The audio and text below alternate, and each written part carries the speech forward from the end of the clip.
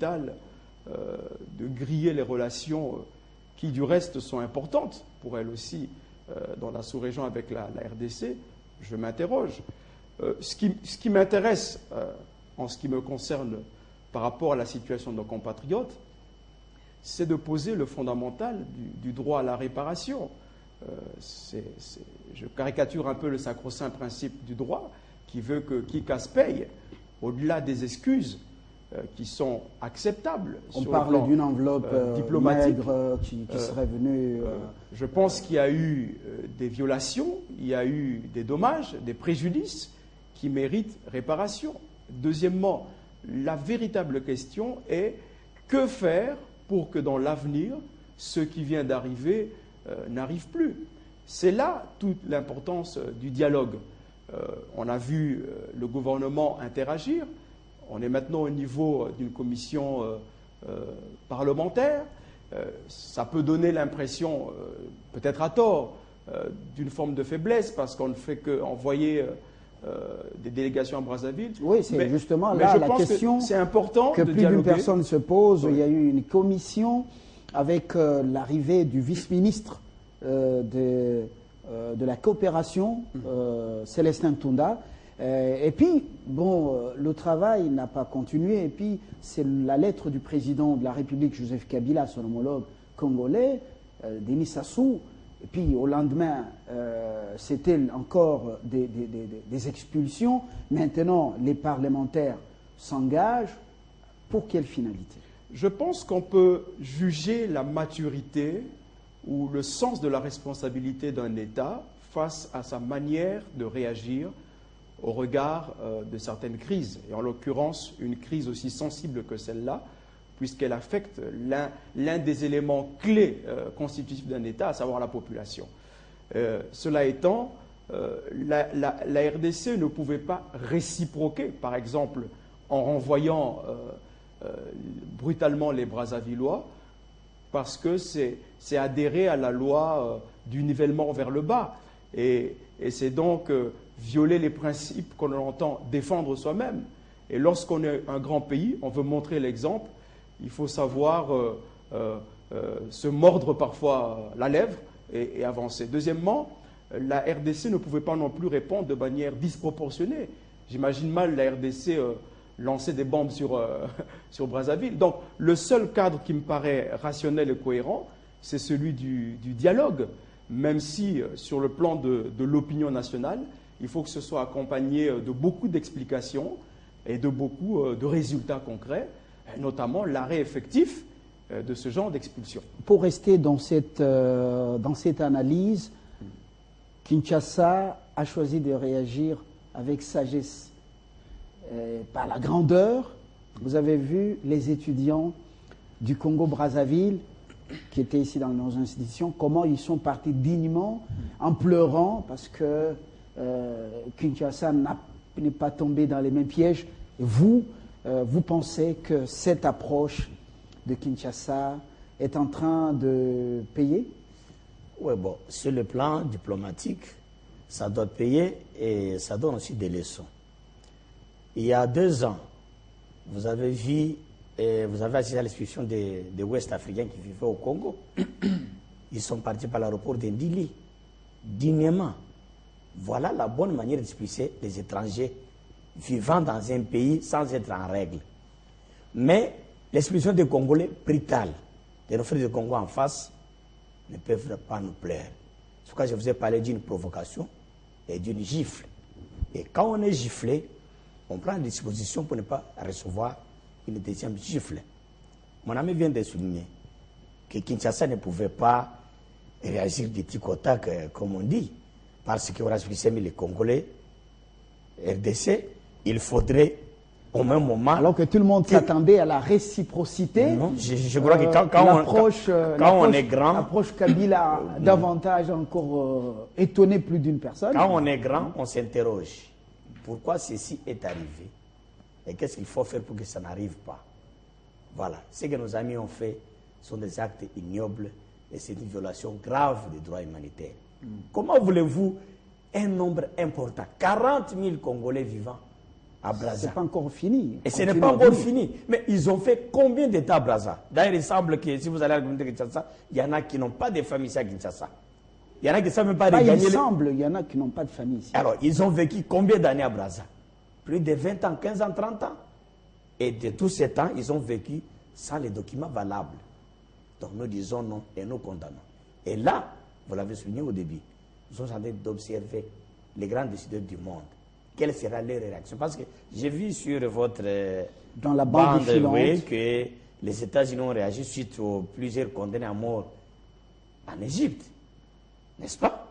Nous attendons que les États-Unis, que la Grande-Bretagne, que la France réagissent. Et les ONG des droits de l'homme. Oui. Alors, Maître Monga, parce on termine bientôt. Qu'est-ce qui explique justement le silence des cimetières, de toutes ces grandes puissances et des ONG qui défendent ou qui militent pour le respect des droits de l'homme?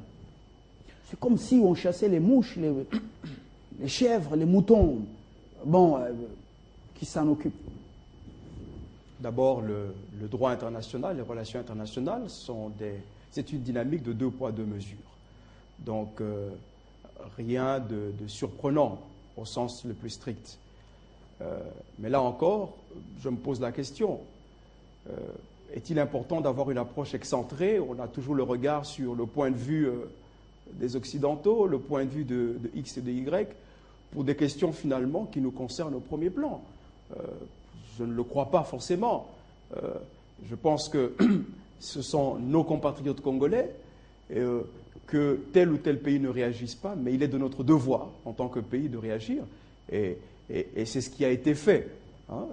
L'action est appréciable, évidemment, selon le point de vue que l'on défend, mais je pense que jusque-là, les résultats montrent que la stratégie choisie par Kinshasa est payante, surtout si elle aboutit à appréhender la problématique au niveau de ses racines et que les choses puissent réellement changer pour l'avenir. Autrement, je vois mal comment les 2 capitales les plus proches peuvent continuer à prétendre à quelque chose qui n'est pas vrai. Kinshasa, monsieur le député, doit-il tout simplement mettre les dispositions en marche, construire des logements et puis essayer de voir comment réinsérer ses compatriotes chassés de Brazzaville et carrément dire à tous les ressortissants congolais de rentrer à Kinshasa et puis pour ne plus subir de tels affronts? Comment éviter ceci dans le futur? Non, si on peut éviter, c'est dans le comportement. Donc, dire Kinshasa doit construire des logements pour loger les réfugiés de Brazzaville et demander à ceux qui sont restés à Brazzaville de regagner Kinshasa, non. On peut être expulsé pour un motif ou pour un autre. Cela ne veut pas que les relations entre Kinshasa et Brazzaville sont totalement enterrées, non. Demain, ça peut reprendre, le lendemain, ça ne peut pas reprendre. Les relations peuvent continuer, mais, oui, pour éviter ça, les citoyens congolais rentrent dans leur pays, se débrouillent chez eux. Il n'y a pas de bonne relation entre Congo-Kinshasa et Congo-Brazza. Et là, nous ne pouvons pas nous voiler la face. Mon ami venait de dire, en tant que Congolais, prenons nos responsabilités, on ne peut pas compter sur un tel. Mon cher ami, nous devons nous dire la vérité.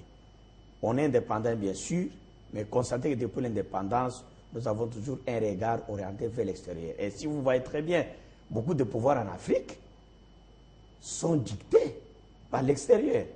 Vous n'allez pas me contredire. Et croyez-moi, rien ne peut se faire en Afrique sans qu'il y ait une main noire venue de l'étranger. C'est ainsi que toutes ces grandes puissances, quand elles se mettent ensemble, les choses changent dans un puis dans un autre. Vous avez vu le cas de l'Ukraine.